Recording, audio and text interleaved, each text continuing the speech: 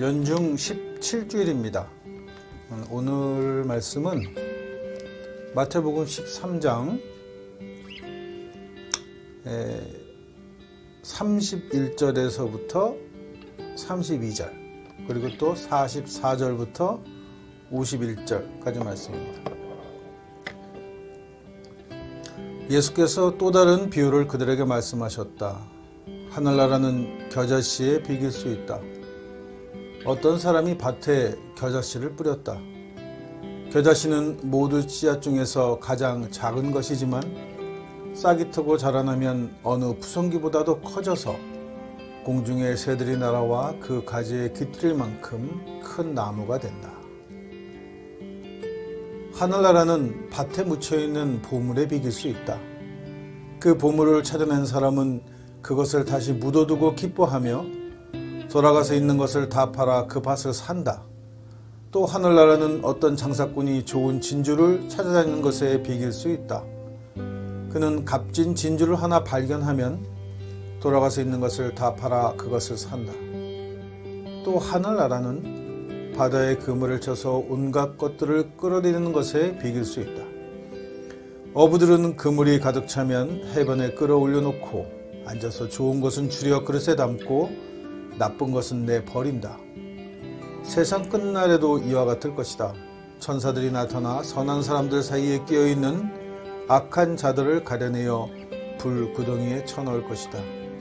그러면 거기서 그들은 가슴을 치며 통곡할 것이다.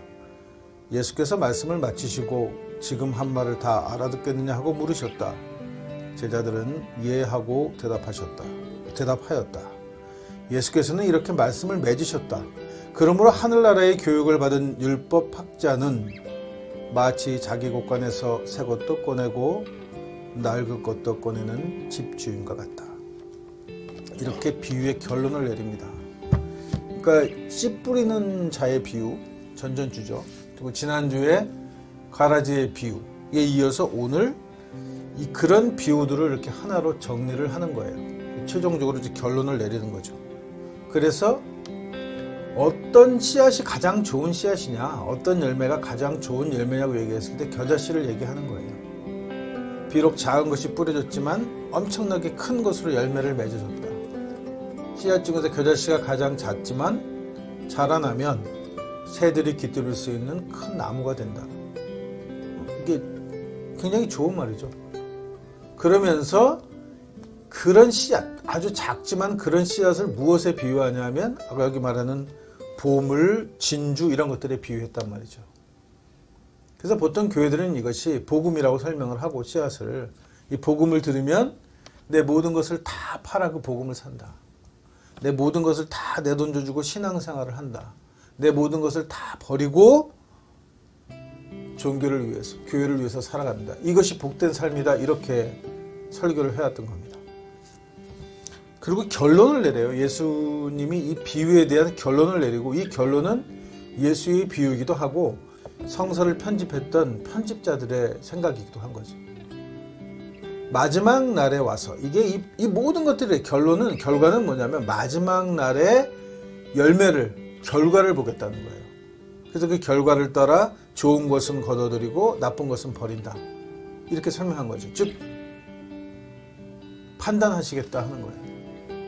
그래서 너희가 잘 살라. 이게 딱 들으시니까 알겠죠. 이게 뭐냐면 바로 거의 모든 종교가 가지고 있는 패턴이죠. 권선징악이라는 패턴입니다. 살았을 때 선을 권하고 착하게 살고 그렇게 살지 않고 악하게 살게 되면 너희가 죽었을 때 살아있을 때가 아니라 다음번 세상에서 신이 심판하셔서 그때는 착한 일을 한 사람은 영원히 행복한 천국에서 나쁜 일을 한 사람은 영원한 지옥에서 고통받는다. 이렇게 설명해서 살아있을 때 선한 일을 행하도록 유도한 말씀이에요. 이 말씀이 천국이 있다 없다를 결정짓는 말씀이 아니라는 거예요. 그래서 종교에 대한 생각이 종교가 이제 그런 역할을 해왔던 거죠. 왜 종교가 이런 역할을 해왔느냐를 생각해 보는 거예요. 여러 번 말씀드렸습니다. 유대교라는 종교도 그렇고 기독교라는 종교가 로마에 들어와서 국교가 되면서 이게 사회적으로 법의 역할을 했단 말이에요. 그러니까 종교가 종교적으로 사는 것, 종교의 교리를 따라 사는 것이 곧 선한 삶이 되는 거죠. 그러니까 신앙생활을 잘하는 것이 곧 천국에 가는 열차표가 된 거예요. 그래서 종교가 거대한 힘을 갖고 있었죠. 구원을 줄 수 있는, 구원 천국으로 출발하는 출발점이 되는 기차역 같은 역할을 한다고 자기네들이 주장을 해왔던 거죠. 그리고 국교일 때는 이게 또한 사실이기도 해요. 왜냐하면 종교법이 곧 사회법이기 때문입니다. 이걸 착각하면 안 돼요. 르네상스 시대에 들어서면서 서구 사회가 변혁이 일어나죠. 더 이상 종교적인 가치를 인간의 가치라고 보지 않기 시작한 겁니다. 물론 종교적 가치에 좋은 게 없다는 뜻은 아니에요.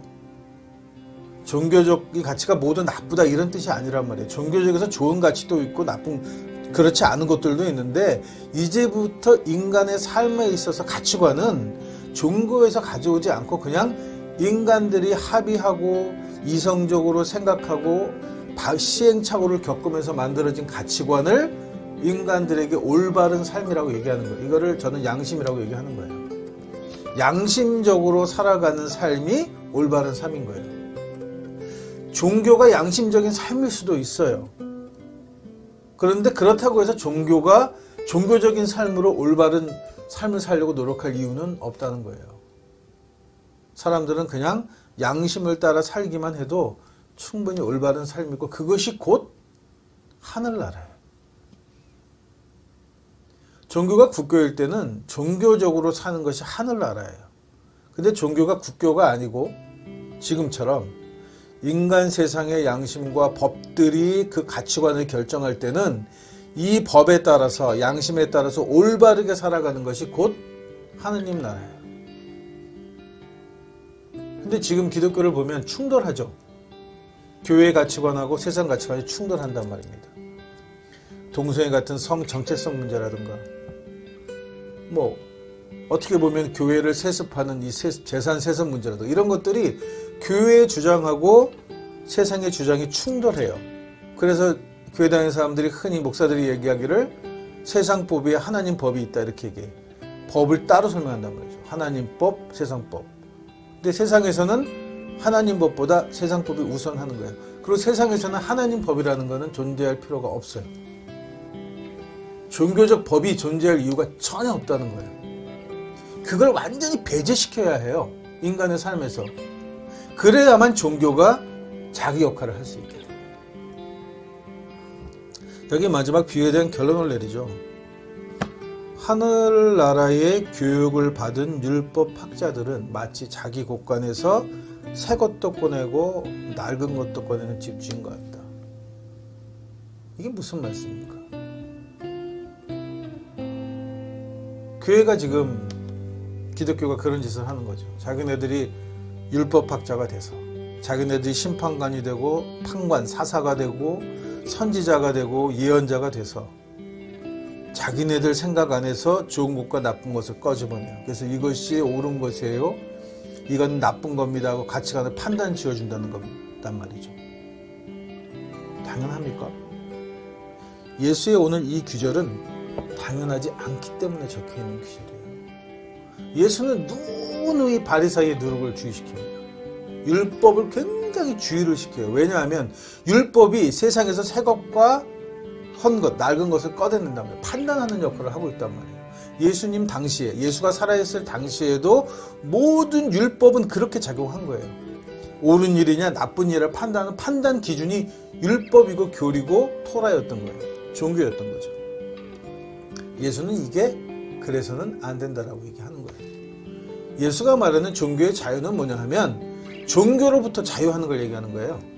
종교를 자유롭게 믿는다는 자유가 아니고 종교로부터 모든 것을 판단하는 그 가치관으로부터 자유하는 것이 예수가 말하는 자유예요.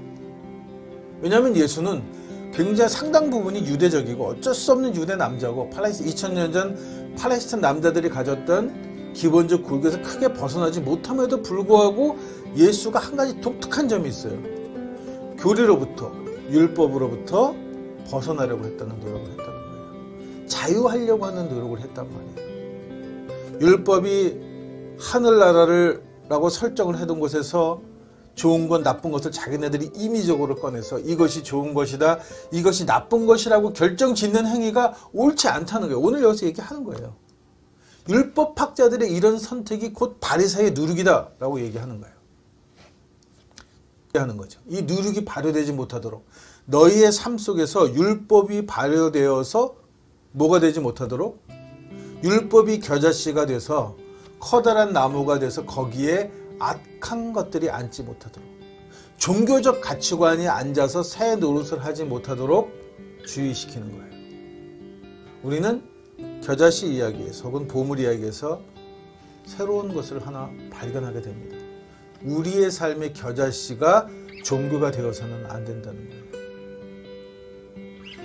나무가 깃들였는데 거대한 겨자씨가 됐는데 이 겨자씨가 혜택을 보는 건 누구냐면 새예요.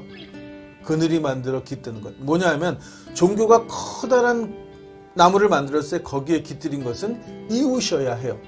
종교가 거기서 먹고 사는 열매를 매달면 안 된다는 거죠. 그것이 오늘 겨자씨 말씀에서 주는 교훈입니다.